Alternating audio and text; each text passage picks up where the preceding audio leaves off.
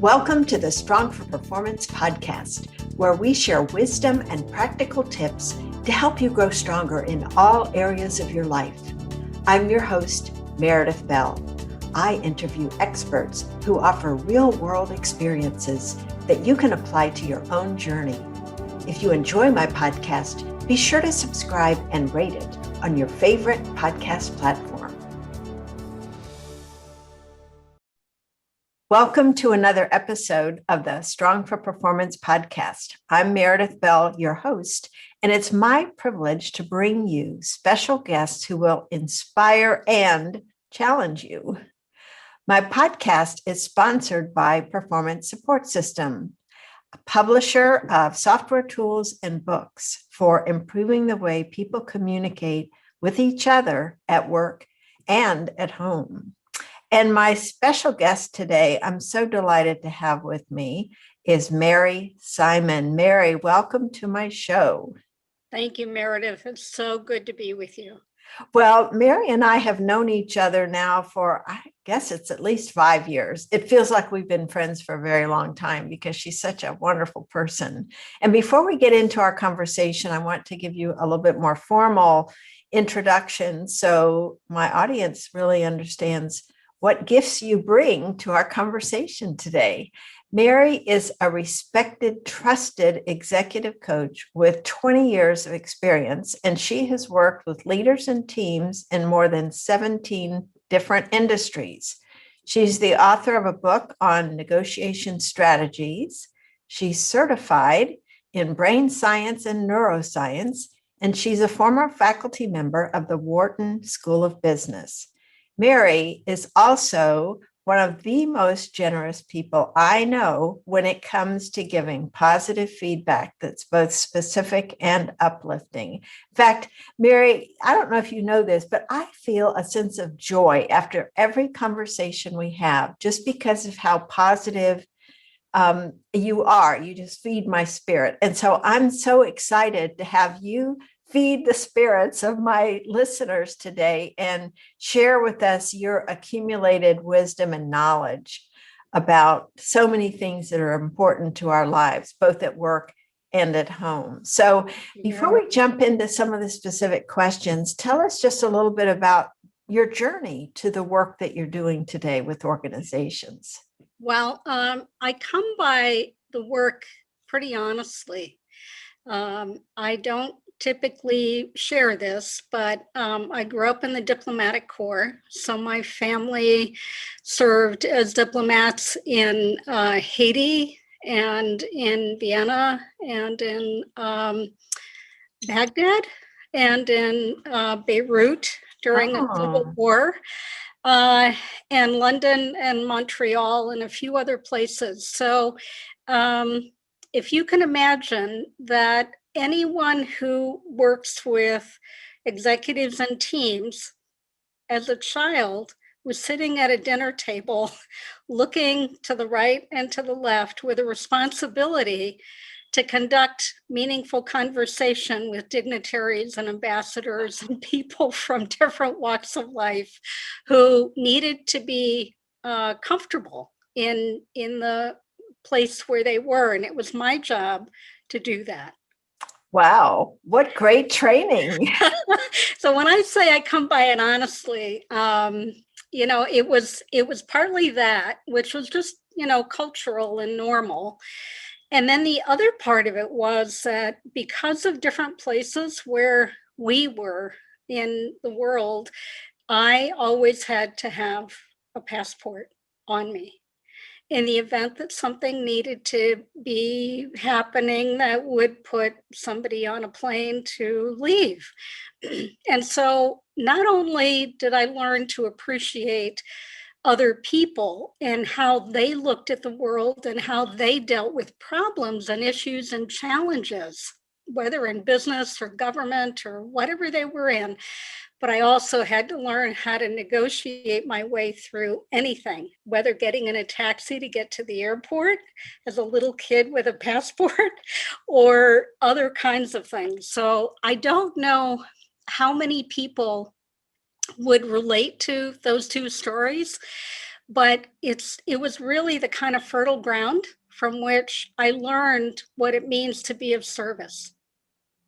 Oh, that's awesome. Well, I know you do a lot with organizations around negotiating skills, and just interactions we've had in the past. You're so respectful of differences in people. And now I better understand why, because you grew up in such a diverse environment. So what a interesting gifts you bring to the corporate world with that kind of background and perspective. So that's Yeah. that's really something.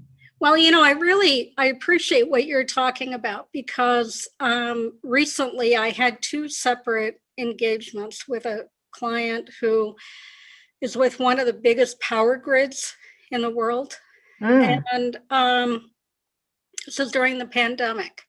And so the executive team, of course, not only had to look at, can we keep the power grid safe from a security standpoint, but can we actually, during the pandemic, make sure we don't have spread of the virus? Mm-hmm. And so as they dealt with the issues of not just leadership, which is a big term, but how do you actually work with employees to support them as you have to create sort of the backup systems that Mm-hmm. allow everybody to get the power that they need every day? Mm-hmm. That must have been quite an interesting challenge and role for you to play in that whole dynamic. Well, it was. And the part that I was so respectful of is one of the individuals who was a client who I served as an executive coach for that person. And then the executive team had been somebody as a commanding officer in the Middle East in a former part of their career, was very familiar with having to deal with emergencies and crisis kinds of situations. But it's different when you take an individual from that kind of environment into a non-military kind of environment. Mm. And when you're working with people from the standpoint of how they're motivated and convincing them to be sequestered in a control center for 2 weeks and not be with their family or other people in order to provide the security and the safety for the grid for over, almost 70 million people, that's a different kind of situation. And Mm. so it was a combination of brain science. It was a combination of negotiation and influence and persuasion. And of course, which you're so good at, and you talk about, in the Connect with Your Team book, it's how you communicate in a way that reaches all the different people and the different levels that they're at so that they can understand why you're doing what you're doing. Mm-hmm. Yeah, is that getting buy-in? Wow, complex situation. Well, you mentioned brain science. Let's talk about uh, brain science and neuroscience. What distinction do you make in using those two terms, or is there a difference? Yeah, it's a wonderful, wonderful question. I think the term neuroscience can kind of derail people when they hear the term and they're not involved day to day in some kind of research or scientific pursuit. I think neuroscience sounds like it's so far off and it's not accessible. And so I use interchangeably neuroscience and brain science because we all have brains. We all have brains. Mm-hmm. And the basic approach that I feel so strongly about when it comes to science of any kind, but particularly brain science, is that you take the scientific part, which is neuroscience, a study of the brain and the systems and the nerves and the interplay, and you make it accessible. So what does it mean for people to say, okay, I have a brain. It might be a little bit like what everybody else around me might have. Mhm. So what? So what? What do I do with that? And if I'm going to do anything with it, why should I do that? And so that's where I come in. So how do you then talk to people about how brain science or neuroscience impacts them at work? What's Yeah. the connection you make there to make it real and come alive for them? Well, this is one of the great exhilarating, this is why I get up in the morning kinds of things that I really appreciate your question for, because what I do when I come in is I say, well, what is a day like for you at work? What happens when you begin the day? How are you thinking about it? Is it do you have energy? Do you have a positive kind of go get 'em attitude? Do you have kind of a medium low key attitude, or do you have a oh my gosh, I'm not sure I want to be doing this kind of attitude? Hmm. And so that's one thing. And then you go into the interactions. So in every job, basically, if you didn't have problems to solve, there wouldn't be a job. So given that there are problems that have to be solved, there are going to be people who have different approaches and different attitudes about how to do that. So there has to be an ability for anyone in a role in a company or in an organization to be able to navigate differences. And so that's where it gets really interesting, because it becomes like a journey and an adventure. Because in that work that people do every day, there are going to be things called triggers.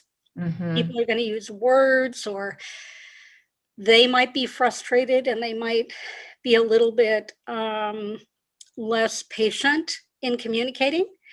And that triggers people. That makes people feel like somehow they're not quite safe. And so, what I work at with people is to start from, there are basically two things that happen in the brain that make it good or make it not quite so good. And one is where you feel a little threatened or you feel triggered. And then you get a little bit fearful. And then you're not thinking with your whole brain. You're wanting to do something other than think with your whole brain. And the other is where you're connected. And when you're connected to the other person and you're communicating openly, then you have a chance of being a little bit more trusting, and you have a different quality of communication that happens in the exchange.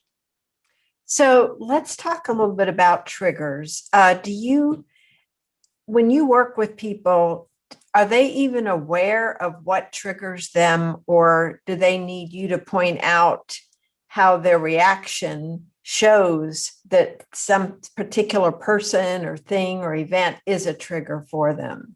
Yeah, that perfect question. And, that probably has been the biggest surprise that I've had.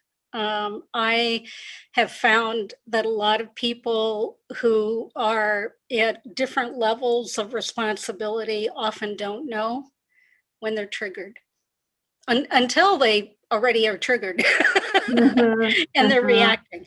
So, an example, not too long ago, a client was talking about having to lead a significantly kind of important decision-making meeting.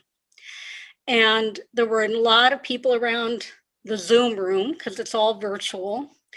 And they were kind of lobbying questions. So we're putting questions into the mix, but they weren't doing it in a way that was kind of easy for the meeting leader, my client, to manage. So they got triggered. And what they realized is that they had to back up, and they had to probably think about closing the meeting earlier than what it would have otherwise been. It was a shorter meeting than it would have been. And when we worked together afterwards, I asked him to, first take a deep breath And if they could recount, they could replay like a movie that you might be able to replay. When did they first recognize that they might have had a reaction or a trigger? And then where did it show up? How did it show up? So for some people, it might be in their shoulders, it might be in their neck, it might be that they begin to have a facial tightening so that they look stern or angry. It might be in the chest. It might be in the gut. And that's the first step to understanding a trigger, because we have this nerve that goes from the top of our head through our body, and it typically is the nerve that tells us whether we need to tighten up or we can be open. And it is a really helpful thing to know where you typically become tense when you're having a reaction to what somebody is talking about. And it's practicing. So what I ask that individual to do in the face of a trigger where, for example, a meeting's not going as well as it needs to, that they have their hand or their hands under the table and they tighten up their hand to kind of focus where the tension might be going. And then they release. So they're controlling it rather than it controlling them. And they take a deep breath and then they begin to speak afterwards. So it can be done in 2 seconds, it can be done in 10 seconds, but it takes awareness of how somebody might be actually tightening up. So there's the physical reaction in some part of the body. That's right. But so that takes a certain level of awareness just to become aware. Oh, man, I'm feeling this tightening in my chest or my gut is, to even notice that. Right. But I want to go back to, so people are really clear on what exactly does a trigger look like. And I know it can be obviously a lot of different things, but give an example. In that case, it sounds like this lack of ability to control or figure out how to keep on top of those things started feeling overwhelming to this person. Well, they felt overwhelmed. They also felt a little bit threatened because the meeting was supposed to be a meeting in which the CEO would feel very confident in the plan that was being discussed.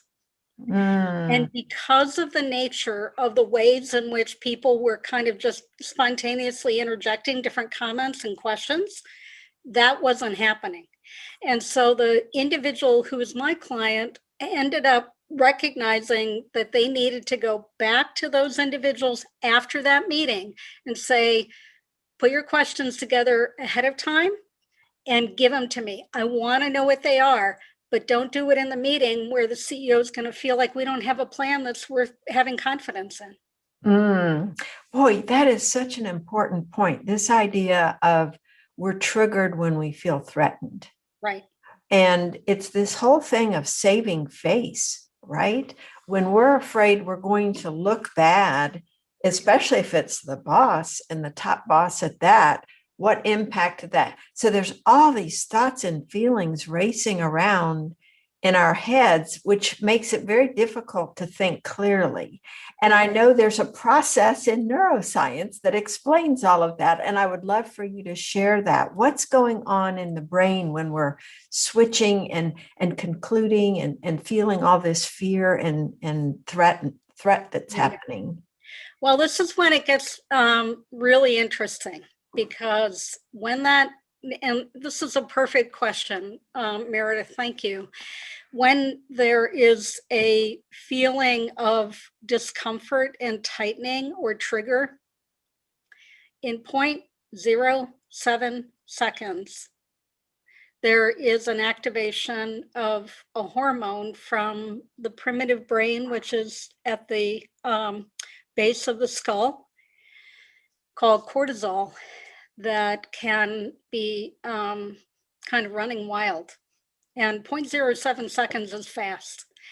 And if it's, I can't even conceive of that fast.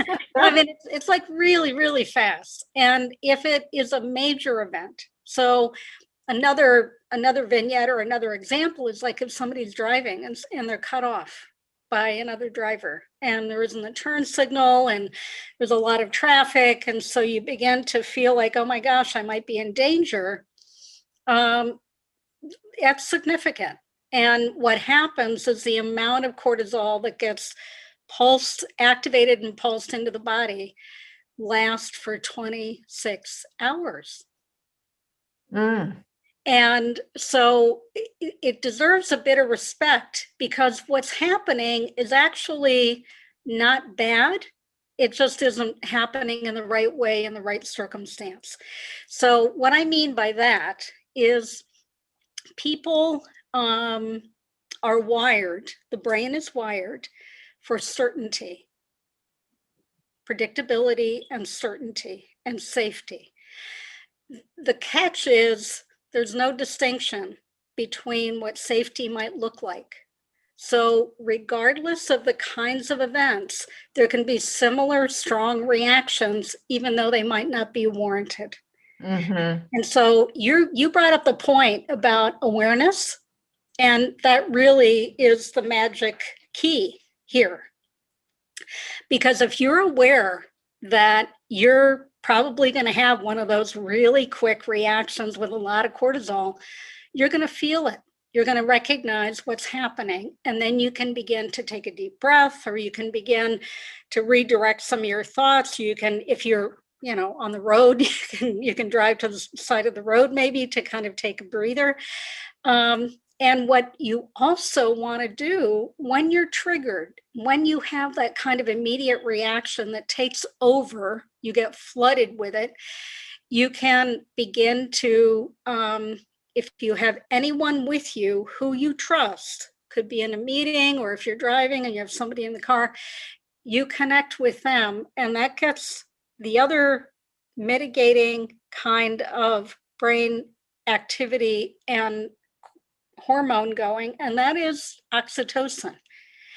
It takes longer to activate oxytocin, and it dissipates more quickly. So you have to amp up and really develop some muscles around that. Interesting. Well, as you were talking, I was thinking, well, what is it that you can help people do? It seems like trigger prevention would be a good thing to learn so that you don't have this release of cortisol. It's appropriate at certain times, but you don't want this constant influx of it. As you said, it stays around in the body so long. So what are some strategies or tips that you could share that you use with clients to help them prevent, take a proactive approach to prevent being triggered in the first place? Right, exactly. Well, just like when you want to get fit, when you want to be healthy, and you want to make sure that you're paying attention to your physical well-being and your physical health and fitness, you make sure that you walk, or you run, or you lift weights, or you go on the treadmill, or you do different things, and you do it in repetition. And that repetition builds up muscle. And over time, if you do more of the repetition and you cut back on some of the foods that maybe aren't going to help you so much, then you get more fit. And I'm oversimplifying that part, but it is akin to what you do with the brain. So there is neuroscience or brain science that has verified that if you begin each morning with a series of repetitions for how you want to set the standard for your day, and maybe the intention for your day, and the kind of mindset, then you begin to build up that alternative way of approaching whatever might come at you.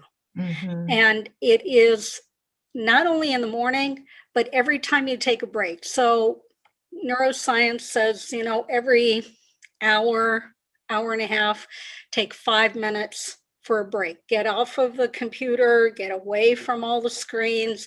Don't look at your phone. If you can, you look outside, you look at nature, or you redirect your attention. And during that time, you do what you did in the morning. And you can call it a brief meditation, but what you're doing is actually training the brain to calm down. So we have what are called neural pathways, and those are the things that kick in really fast when we're threatened and we feel fearful. Mhm. So when you are training the brain, you're actually making it more expansive so that there can be a choice that's made more readily for something that is more calming rather than more triggering. That makes perfect sense. It's that practice, practice, practice. So what you're practicing becomes the automatic response, and the other one basically gets weakened, right? That's right. The more you practice the one, the more the other weakens. And so the one you've been practicing becomes the default. That's right. That's right. Mhm. So I yeah, would love for you to give an example of a client where you've helped that person. Think of it as like before, during, after. Mhm. What were they triggered by before, and how did they react? What did they do to work on that? And then what kind of behavior were they able to have afterwards Yeah, because of having done that practice? yeah. Well, um, that's a wonderful way to talk about it. And there was a client not too long ago who was kind of on a journey. They had been on a trajectory where they had been promoted a few times, and they were a little bit. They had been in a technical field or technical part of a company, and they were constantly made aware that they needed to be more strategic. And they didn't, whereas when they were technical, they knew how to measure their performance.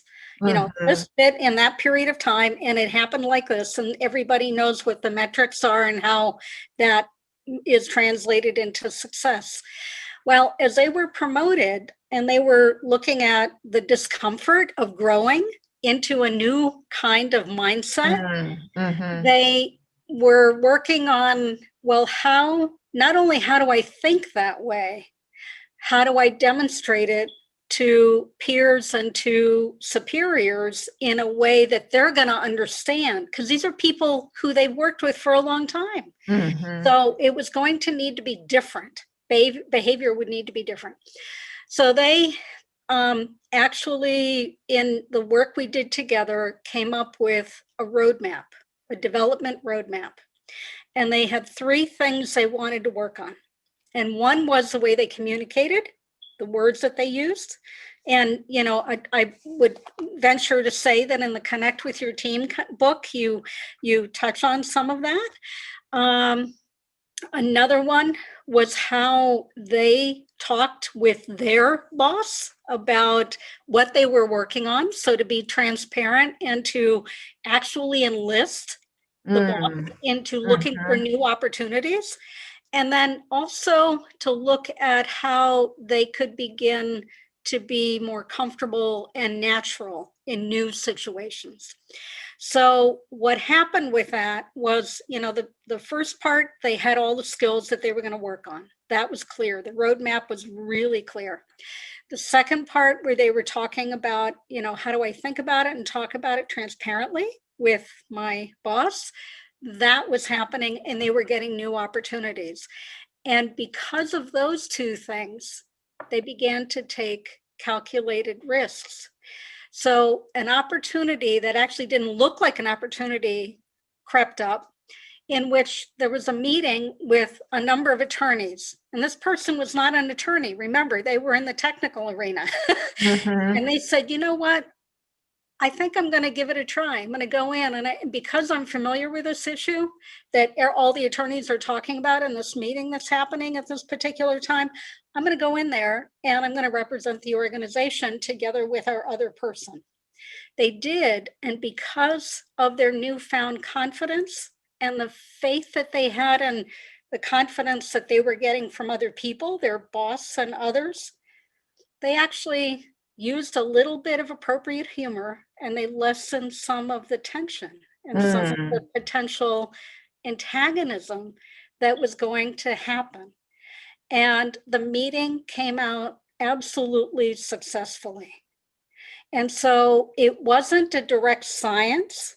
It was a combination of the art of choosing to change, the science of having a roadmap, and talking with people who were superiors, and then taking calculated risks, nothing big, but calculated risks. And then at the end, they were actually able to measure how they had selected the right kinds of things that were in fact strategic for the organization to point to with other people who maybe didn't quite know how to think of them in a new way. That's so great because it just goes to show our brains are so flexible that we don't have to ever use the excuse, that's just the way I am. I'm a more technical person, or I'm more strategic, or I don't like details. It's really what we give our attention to and choose to develop so that we get into, more of a comfort zone. The other thing I was thinking about as I've been listening to you is this idea that we're triggered often by these thoughts, right, that come into our minds almost unbidden. But I have to think a lot of our triggers go back to our childhood, something that was said or done. I mean, I had that happen to me recently. Somebody said something to me, and it was reminiscent of something I heard as a kid. And I immediately thought, oh, I felt guilty, right? Yeah. Because it just triggered that memory of as a child being told the same thing, even though I don't see myself that way today. Yeah. But it caused me to think, gosh, am I still like that? Well, no, I'm not. But it's amazing how prior experiences can influence what we're triggered by and how we react or respond to them. Right. And I really appreciate what you're talking about. And a couple of words that come to mind, and they might sound fancy and they don't need to be fancy, but neuroplasticity. Mm-hmm. And one of the most amazing findings in brain science or neuroscience is that we, in fact, when we learn, create a new brain. And it's called neuroplasticity because what we're in fact doing is molding and shifting patterns in our brains as we learn.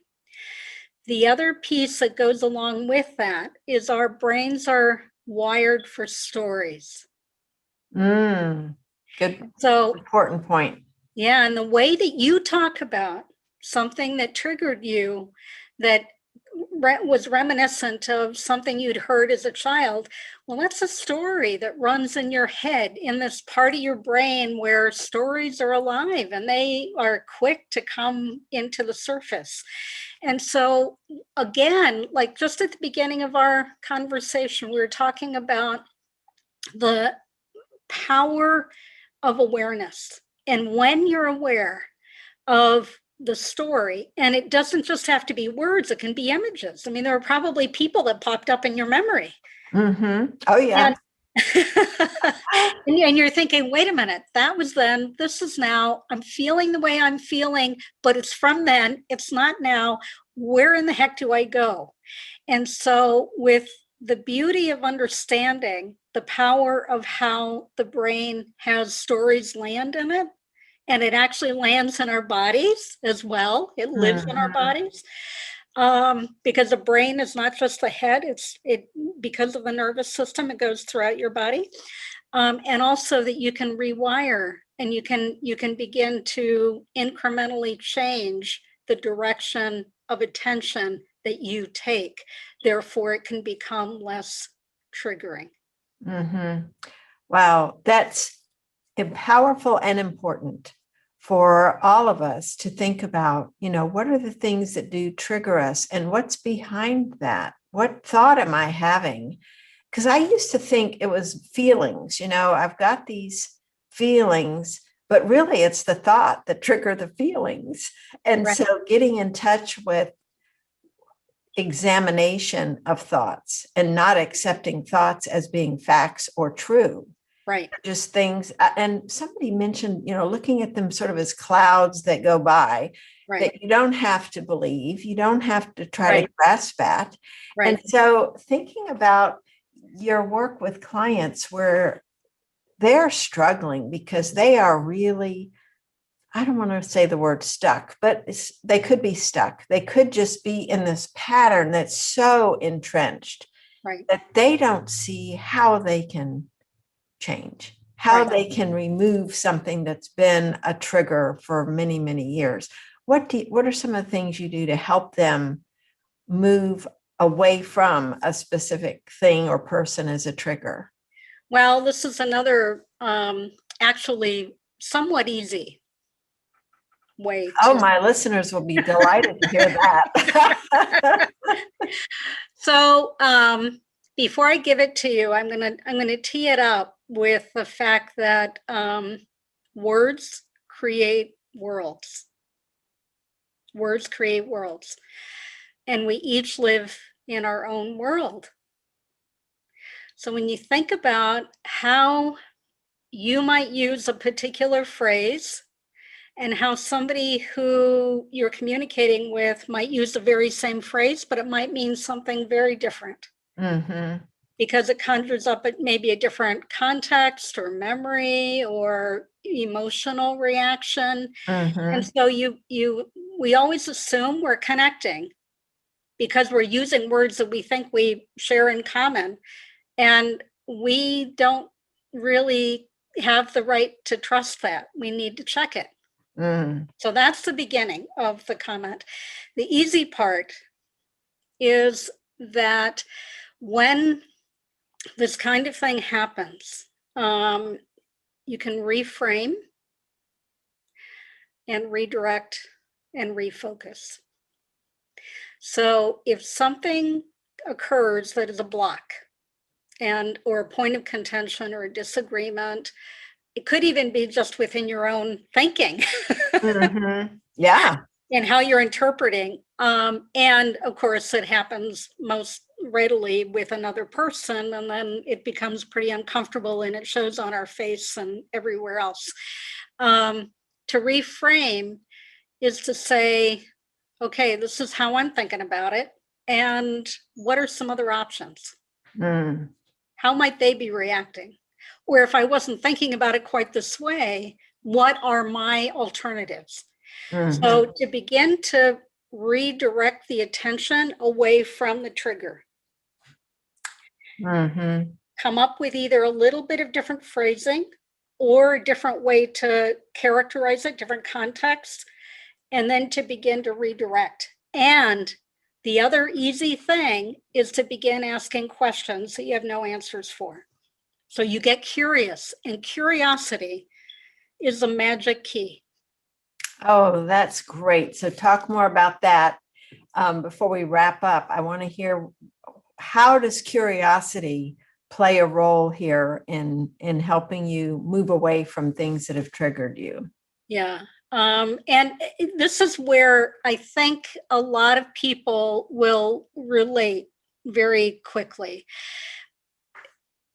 Carol Dweck at Stanford has talked a lot about mindset, and that she made the distinction early on between a fixed mindset where you think you know what's going on and you might be addicted to that way of understanding what's going on, and you might proceed rather quickly and repeatedly in that direction of thinking that you're right.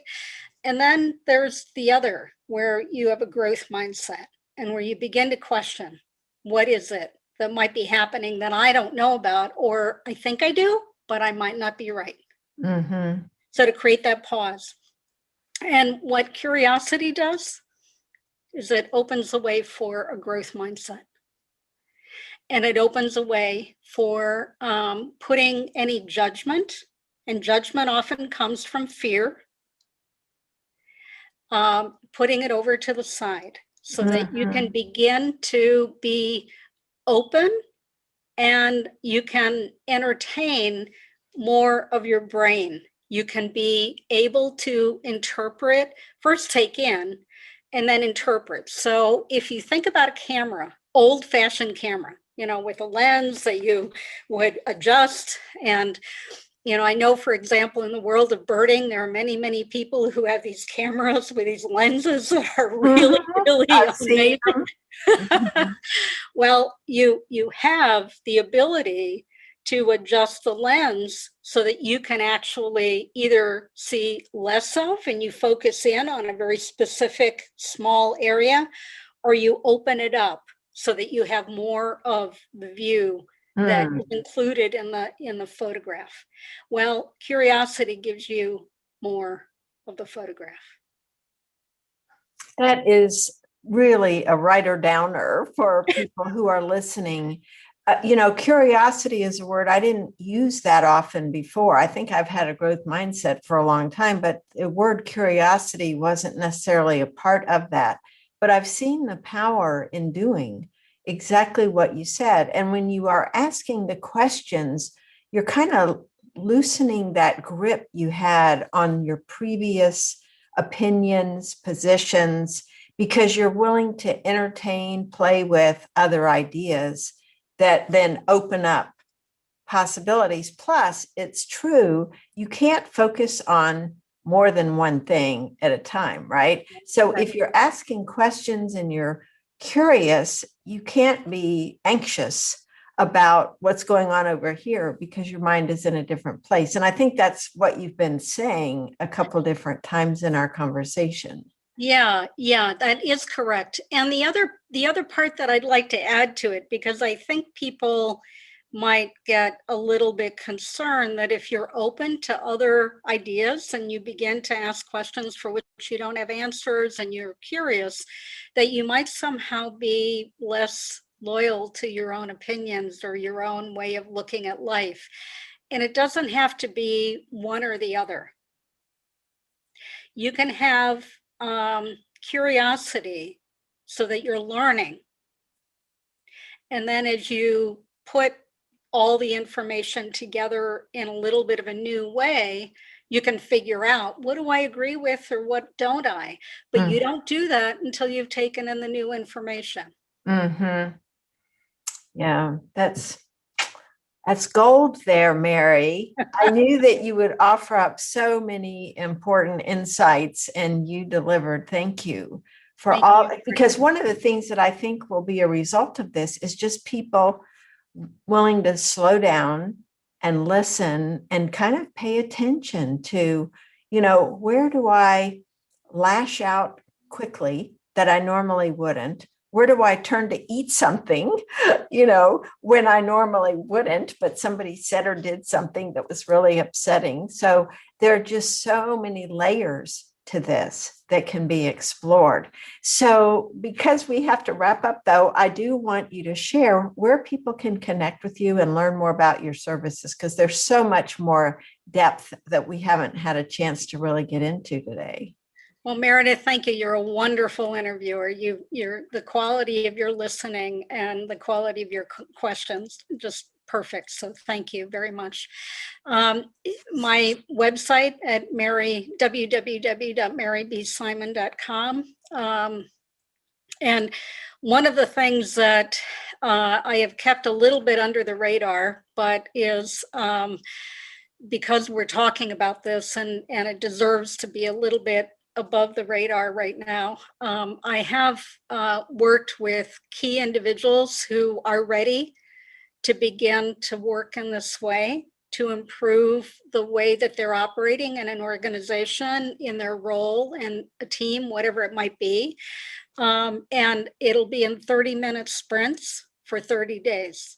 So they identify, often it's a person who is ready and really dedicated, but they identify an area where they're getting stuck, they're getting caught, repeatedly caught, and it is impacting their work and their performance and is really somewhat damaging to their career and their professional life, and or it could be beyond that even, but it is not therapy. It is specifically coaching around the tough talks.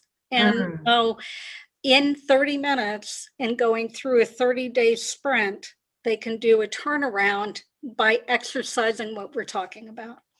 So that's a program you're offering Right. now, and Right. they can learn about that at your website?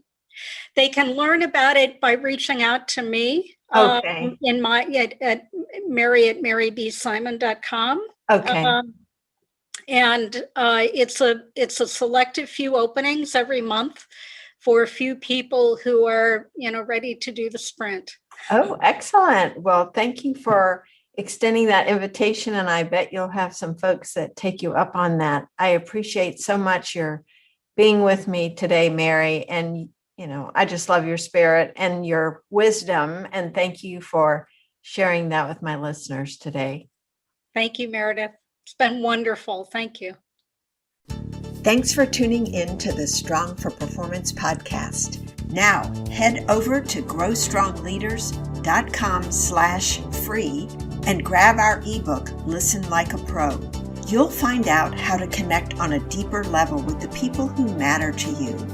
And while you're there, check out our 2 books, Connect with Your Team and Peer Coaching Made Simple. Until next time, I'm Meredith Bell.